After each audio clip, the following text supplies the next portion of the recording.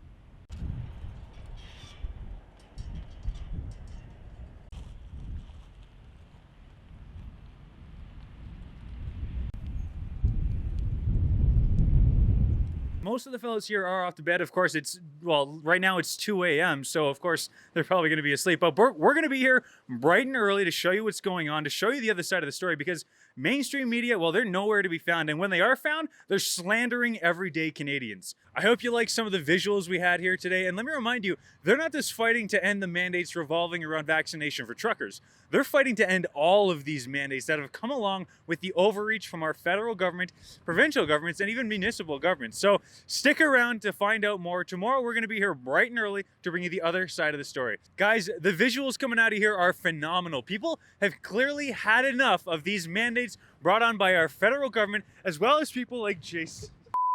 Hey guys, it's a little too windy right now for me to keep my hat on proper, but you can get some cool merchandise at rebelnewsstore.com. And let me remind you, stay tuned, because tomorrow we're going to be here bright and early to bring you the other side of the story. And you can check for live updates. Go to Twitter, check us out, Kian, Simone and Sydney Fizzard, to bring you full up-to-date coverage on the situation. Because as you know, mainstream media is not going to be here. Maybe it's the breeze, but I think they're just cowards. So I want to thank you for tuning in. For Rebel News, Sydney Fizzard and Kian Simone for Rebel News. Sydney Fizzard and I got a whiff of this story just today.